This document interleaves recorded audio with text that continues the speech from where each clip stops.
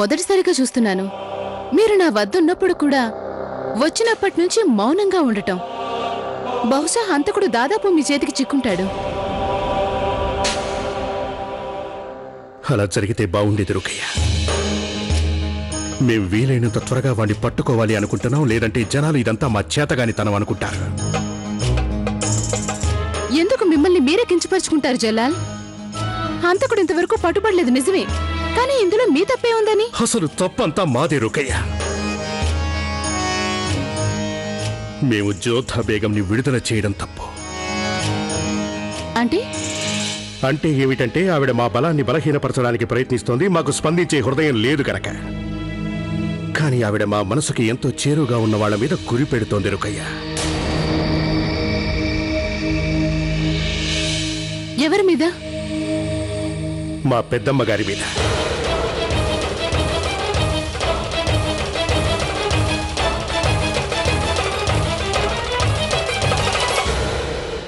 రుకయ్య, మీ కల్లో కూడా ఊహించలేదు ఆ జోధా బేగం మా పెద్దమ్మని తప్పు పడుతుందని. కానీ ఏ ఆధారాలతో ఆ జోధా బేగం ఈ కుట్ర పన్నిన వారు మీ పెద్దమ్మని అనగలిగింది? ఎలాంటి ఆధారాలు లేకుండానే ఆవిడ పెద్దమ్మ గారి మీద అలాంటి ఆరోపణ చేసింది. చాలా పెద్ద తప్పు చేసింది జోధా బేగం. పెద్దమ్మ ఎంతగా బాధపడిందో అని ఆలోచించే కొద్దీ మాకు ఆందోళన కలుగుతోంది.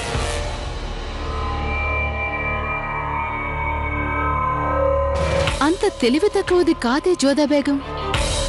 ఏ ఆధారం లేకుండా మహామంగని ఎలా తప్పుపడుతుంది? అంటే ఆవిడికి ఎంతో కొంత తెలిసే ఉంటుంది.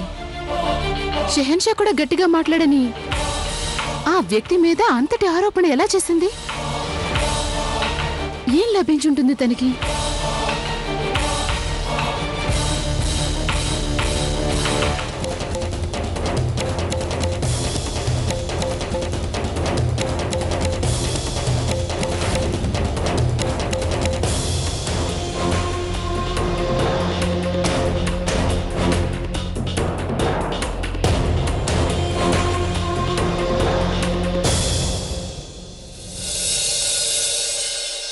తమరు నన్ను రమ్మన్నారట రుకయ్య బేగం.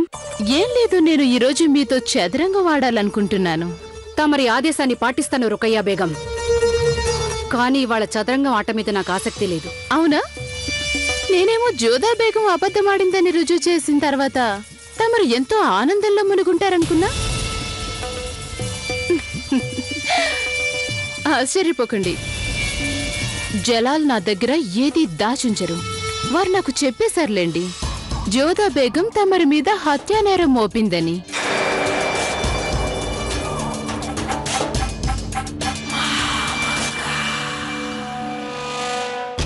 మీకేమనిపిస్తోంది?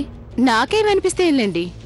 ముఖ్యమైనది ఏంటంటే జలాల్కి ఏమనిపిస్తుందా అని. జలాల్ ప్రాణాలు ముగ్గురిని నమ్ముకొని నిలబడ్డాయి. ఒకరేమో బేగం హమీదా, నేను, ఆయన పెద్దమ్మ. అంటే మీరే. ఒకవేళ దేవుడే వచ్చి చెప్పినా సరే జలాల్ మన ముగ్గురి మీద సందేహపడరు. వారు జోధా బేగం మాట లెక్క చేయలేదు. మంచి పని చేశారు వారు.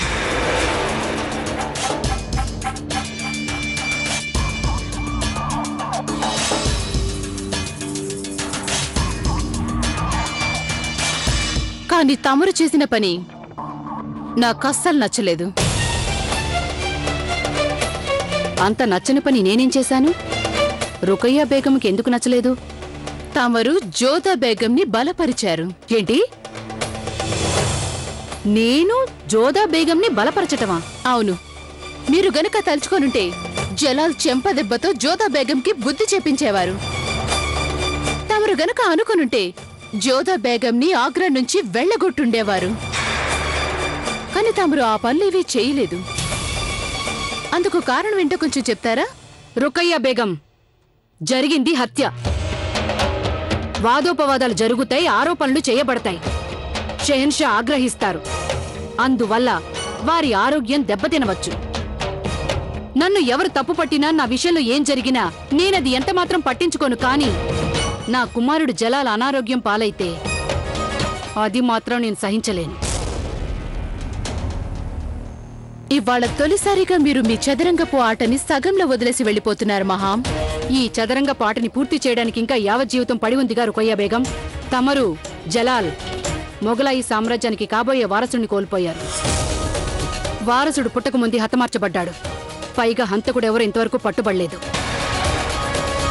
అది ఎవరైనా కానీ మనం అన్నిటికంటే ముందు ఆ హంతకుణ్ణి పట్టుకోవడానికి ఎక్కువ ముఖ్యత్వం ఇవ్వాలి.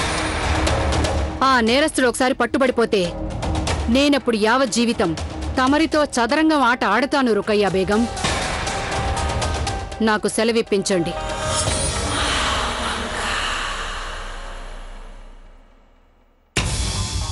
ఒకవైపు చూస్తే అంతటి నీచమైన పనికి మీరు పాల్పడి ఉండరని అనిపిస్తోంది. కానీ జోధా బేగం మీరే చేశారని అంటోంది. ఏది ఏవైనా జోధా బేగం మాట మీద కొంచెం దృష్టి సారించాలని అనిపిస్తోంది. మీరు నిరపరాధులని తేలిపోయింది. మీరు విముక్తులయ్యారు. అందువల్ల ఈ వ్యవహారానికి దూరంగా ఉంటేనే మంచిది. నిజాన్ని నిరూపించాలంటే కష్టాలు ఎదుర్కోవాల్సిందేగా మోతి.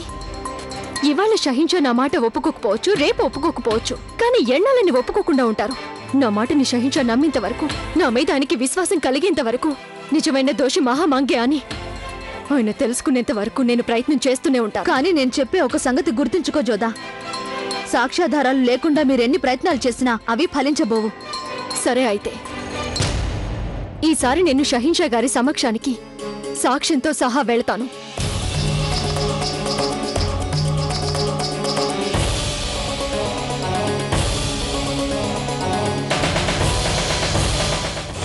ముందు మార్గంలో మొగలాయల గస్తీ ఉండుండొచ్చు. గూఢచారుల్ని ముందుకు వెళ్లే మార్గాన్ని తనిఖీ చేయమని చెప్పండి. నాకు సందేహం కలుగుతోంది. మొఘలుల్ని ఎదుర్కోవడానికి మన సైన్య సమీకరణ చాలా ఏళ్లు పడుతుంది. కానీ అన్నేళ్లయ్యేసరికి జలాలుద్దీన్ బలగం కూడా పెరిగిపోతుంది కదా. అందుకే అతన్ని ఎదుర్కోవాలంటే మన సైనిక బలగం సరిపోదు. యుద్ధంలో గెలవాలంటే సేనతో అవసరం మాత్రమే ఉండదు మంత్రి గారు. సంకల్ప బలం అనేది చాలా అవసరం. ఇక ఎవరైనా స్వతంత్రంగా ఉండాలనే సంకల్పం అన్నిటికంటే పెద్ద సంకల్పం కాగలదు. ఆ సంకల్పం నాకుంది. ఎంతకాలమైనా పట్టనివ్వండి, విజయం మనకే సిద్ధిస్తుంది. జలాల్ నన్ను లొంగ తీసుకోలేడు. ఏదో ఒకరోజు నేను అతన్ని బలహీనపరిచి తీరుతాను. కానీ రాజవంశస్థులందరి ఆలోచన విధానం మీలా ఉండదు మహారాజా. తమరు ఎవరిని దృష్టిలో పెట్టుకుని అలా మాట్లాడుతున్నారో నాకు తెలుసు. పిరికివాడు ఆ భారమల్లో యుద్ధానికి భయపడి తన కుమార్తెని జలాల్కిచ్చి వివాహం చేశాడు. ఇక తనేమో సామంతునిగా ఉండటానికి లొంగిపోయాడు. కానీ నేను పిరికివాణ్ణి కాదు. ప్రణామాలు మహారాజా. బారమల్లు మహారాజు తన మంత్రులు కొందరు సైనికులతో కలిసి ఆగ్రా నుంచి ఆమేరుకు బయలుదేరి వెళ్లారు. మనకందిన వార్త ప్రకారం వాళ్ళు ఈ మార్గంలోనే వెళ్లనున్నారు.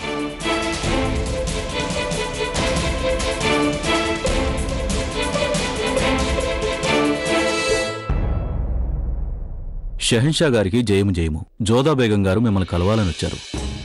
పంపించండి ఆవిడ్ని. చిత్తం.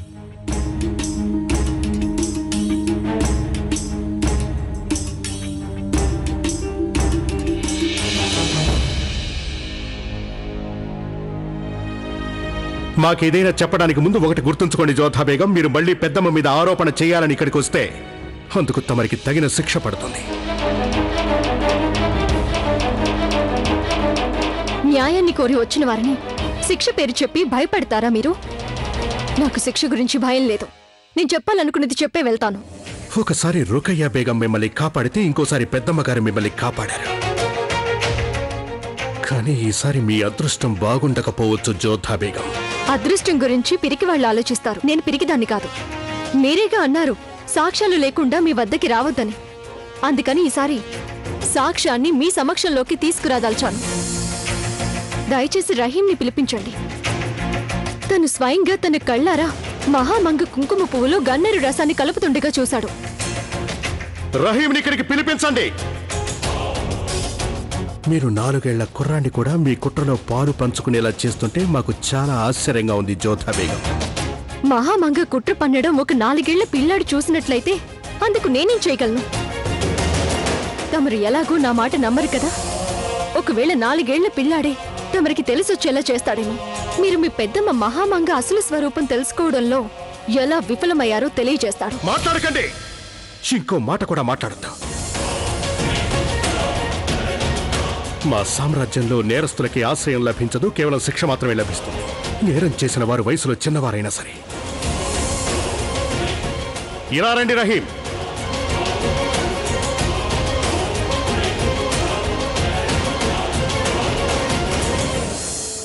చూడు నాన్న రహీం, ఆ రోజు మీరు నాకు డబ్బా విషయంలో చెప్పిన సంగతి షహీన్షా గారికి చెప్పండి.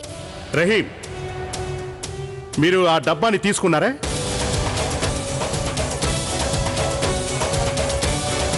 నేను దొంగిలించలేదు.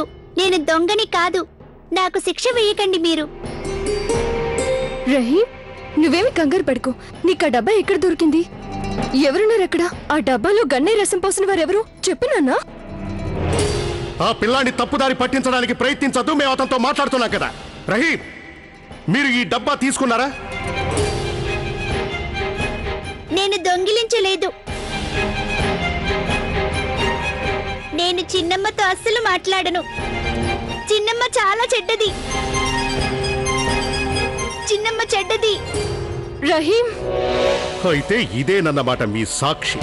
నేను చెప్పేది నిజమే షహీన్షా. నిజమేమిటో మాకు బాగా తెలుసు జోధా బేగం. మీరు 4 ఏళ్ల పిల్లాన్ని భయపెట్టి అతని చేత అబద్ధాలు చెప్పించడానికి ప్రయత్నం చేశారు. ఇలాంటి పని చేయటానికి మీ అంతరాత్మ మీకు ఒక్కసారి కూడా అడ్డుపడలేదా? వాడికి అసలు నేరస్తుడంటేనే ఏమిటో తెలియదు. అయినా మీరు వాడిని భయపెట్టి వాడి నోటి వెంటే మా పెద్దమ్మగారు కుంకుమ పువ్వులో గన్నేరు రసం కలిపిందని చెప్పించదలిచారా? నిజమే. మేమింకేమీ వినదలుచుకోలేదు జోధా బేగం. మీ పెంపకం గురించి మీరు చాలా గొప్ప మాటలు చెప్తుంటారు కదా. అంటే ఒక చిన్న పిల్లవాడి చేత అబద్ధం సాక్ష్యం చెప్పించాలని ప్రయత్నించడం ఇదేనా మీ గొప్ప పెంపకం? నిజం ఎప్పుడు నిజమే షహీన్షా. అది పెద్దవాళ్ళు చెప్పినా సరే, చిన్న పిల్లాడు చెప్పినా సరే. ఈ మాట సరిగ్గా చెప్పారు. అందుకని ఆ చిన్న పిల్లవాడు నిజమే చెప్పి వెళ్ళాడు కదా తమ్మరు చెడ్డవారు అని. అతను చిన్న పిల్లాడు. ఆ డబ్బా దొంగలించాడని మీరు తనకి శిక్ష వేస్తారని భయపడిపోయాడు. ఆ భయంతోని తను ఇక్కడి నుంచి అలా పారిపోయాడు. అతను పారిపోయాడు అంటే మీ మోసం తట్టుకోలేక. ఇక మీరు కూడా మా కోపం అదుపు తప్పక ముందే ఇక్కడి నుంచి వెళ్ళిపోవడం మంచిది. ఇక ముందు ఎలాంటి సాక్ష్యాలు ఆధారాలు ఉన్నాయంటూ మా ముందుకు రావడానికి ప్రయత్నం చేయకండి. ఇక్కడి నుంచి వెళ్ళిపోండి. తప్పంతా నాదే. గుడ్డి నమ్మకంతో కళ్ళు మోసుకుపోయిన వ్యక్తికి వెలుగు చూపించాలని ప్రయత్నించడం నిజంగా నా తప్పే. నిజం తెలుసుకోవాలనుకుంటే వ్యక్తిగత సంబంధాలని, వ్యామోహాలని వదులుకోవాలి షహీన్షా. తమరు ఆ పని చేసేటంత వరకు తమరు అసలు నిజమేంటో ఎన్నటికీ తెలుసుకోలేరు. ఇక్కడి నుంచి వెళ్ళిపోమ్మని చెప్పినా మీకు అర్థం కావట్లేదా?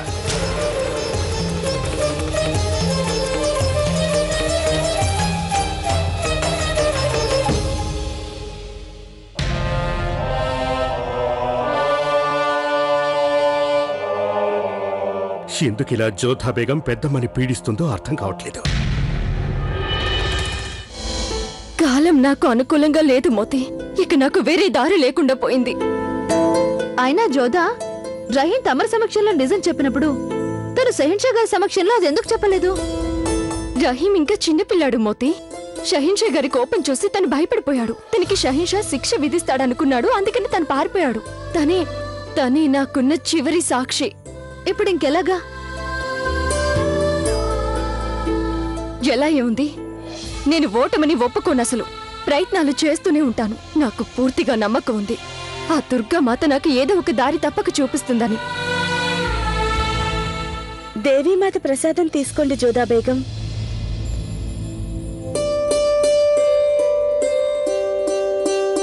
దేవీమాత ప్రసాదమా? అది ఆగ్రాలోనా? చిత్తం. భవనానికి కొంత దూరంలో ఒక బజార్ ఉంది. అక్కడ పాతకాలం నాటి దేవి ఆలయం ఉంది. అక్కడి నుంచి తెచ్చాను.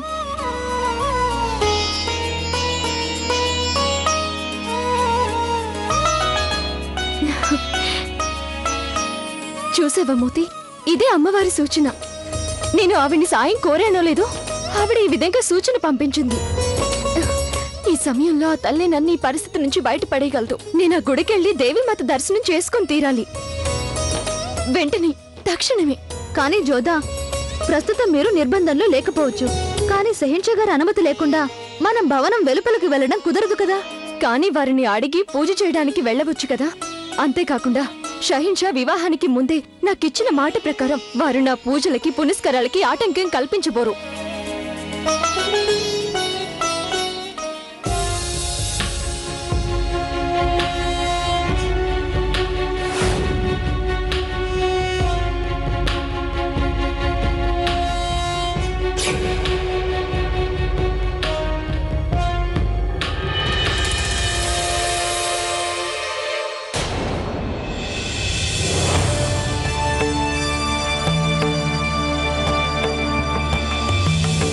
ప్రతాప యువరాజా, మీరిలా మా మార్గానికి అడ్డు వచ్చిన కారణం? ద్రోహం చేసిన వాడు విశ్వాసఘాతకుడు ఏ మార్గంలో వెళ్ళినా దారిలో ఈ ప్రతాపుని చూడక తప్పదు. నేను ఇదివరకే చెప్పాను నేను విశ్వాసఘాతకుని కాదని. సిగ్గుగా ఉంది మాకు. ఒకానొకప్పుడు తమరి రాజవంశంతో మాకు సంబంధాలు ఉండటం సిగ్గుగా ఉంది. ఆ కరవాలం అంత భారంగా ఉంటే దాన్ని మోయలేకపోతే అది తీసి పక్కన పెట్టేయండి. వీరుల చిహ్నమైన దాన్ని ఎందుకు కళంకితం చేస్తున్నారు? ప్రతాప యువరాజనండి. ఆ మొగలాయలతో ఎక్కువ కాలం ఉండి మీరు గౌరవించడం కూడా మర్చిపోయారు. నమ్మక ద్రోహం చేసిన మీరు మీ కుమార్తె వివాహం గురించి చెప్పడానికి ఆగ్రా వెళ్ళారట కదా. అక్కడికి వెళ్ళాక మొగలాయల చేతులతోనే కాబోయే అల్లుని చంపించేశారట. ఇప్పుడేం చేయదలిచారు? మీ రెండవ కూతురు సుకన్య వివాహం కూడా ఒక మొగలాయితోనే జరిపించేస్తారా? నోరు జారగ ప్రతాప్, ఇది పూర్తిగా మా వ్యక్తిగత విషయం. నేను ఇంతకు ముందే చెప్పాను, ఇది పూర్తిగా మీ వ్యక్తిగత వ్యవహారం కాదని. తమరి పిరికితనం వల్లనే మన రాజపుత్రుల వంశస్థులకు చెడ్డ పేరు వచ్చింది. 17 మంది రాజవంశీయులు తమరి కూతురి సంబంధం తిరస్కరించారు, చీకొట్టారు. దీనికంతా మీ పిరికితనమే కారణం. కానీ నేను విజ్ఞప్తి చేయడం వల్లే, మిగతా రాజవంశీయుల పేరు కూడా తమరి పిరికితనం వల్ల కళంకితం కాకూడదని భావించడం వల్లే సుజాన్పూర్ మహారాజు తమ సంబంధం అంగీకరించారు భారమల్లు గారు. అంతేకాదు తమరి కూతురు సుకన్యకి రతన్ సింగ్ నుంచి వివాహం చేసి మీ భారం తగ్గించాలనుకున్నాడు. అతన్ని కూడా చంపించేశారు. ఇప్పుడు నేను చూస్తాను ఏ రాజవంశస్థుడు మీ అమ్మాయిని చేసుకోవడానికి ముందుకు వస్తాడో. నాకు తమరితో ఎలాంటి వాదన ఇష్టం లేదు. నాకు కూడా నమ్మక ద్రోహులతో మాట్లాడడం ఆనందకరం కాదు భారమల్లు. ఆ మేరకు చెందిన మరొక నమ్మక ద్రోహి నా వద్దకొచ్చాడు ఒకసారి. తమరి అన్న కొడుకు సుజామలు. వాడు ఎక్కడైతే నిలబడ్డాడో ఆ స్థానాన్ని మొత్తం విధ్వంసం చేయించేశాను. నేను కేవలం తమరిని హెచ్చరించదలిచాను. ఎవరైనా మొగలాయలతో మైత్రి చేయడానికి ప్రయత్నిస్తే గనక ఈ ప్రతాప్తో శత్రుత్వం కోరుకున్నట్లే. నిజానికి తమరు కూడా తమ కూతుళ్లకు శత్రు సమానులే. ఒక అమ్మాయిని మొగలాయికిచ్చి పెళ్లి చేసి ఇంకొక అమ్మాయికి కాబోయే వరుణ్ణి మొగలాయి చేత చంపించిన వారు మీరు.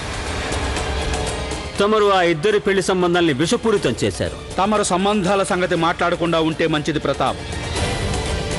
తమరి కుటుంబ సభ్యుల్లో పరస్పర సంబంధాల విషయంలో నడుస్తున్న పోరు నాకు తెలియంది కాదు.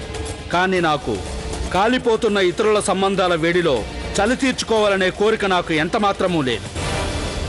నేను బయలుదేరతాను. తొందరగా వెళ్ళండి భారమల్లు గారు.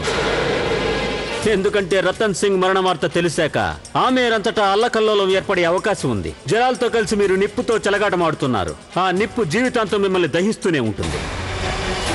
ఇదే ఈ ప్రతాపుడు తమకి చేస్తున్న హెచ్చరిక.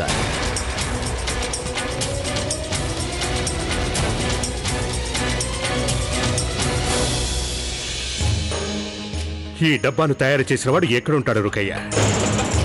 హోషేరి అతన్ని పిలిపించాడు. ఆయన ఆ సంగతి తమరెందుకు అడుగుతున్నారు? మేము అతన్ని కలిసి ప్రశ్నించాలనుకుంటున్నాం రుకయ్య. అతని పేరు అల్తాఫ్ ఖాదిరి. అతను భవనం వెలుపల ఉన్న చిన్న బజారులో ఒక దుకాణం నడుపుతూ జీవిస్తున్నాడు. తమరు కావాలంటే అతని భవనానికి పిలిపించుకోవచ్చు. వద్దు రుకయ్య, ఆ హంతకుడు ఈ భవనంలో ఉండే అవకాశం ఉంది. అందుకని వాడికి సమాచారం తెలియనివ్వకూడదు. మేము ఈ డబ్బా చేసిన వాడిని మా విధానంలో కలుస్తాం. ఈ సంగతి ఇంకెవ్వరికీ తెలియడానికి వీల్లేదు.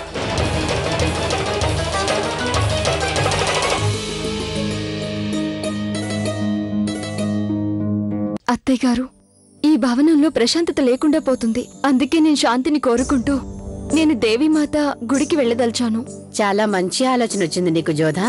కానీ నేను అనుమతి లేకుండా వెళ్ళదలుచుకోలేదు. ప్రస్తుతం షహీన్షా భవనంలో లేరు.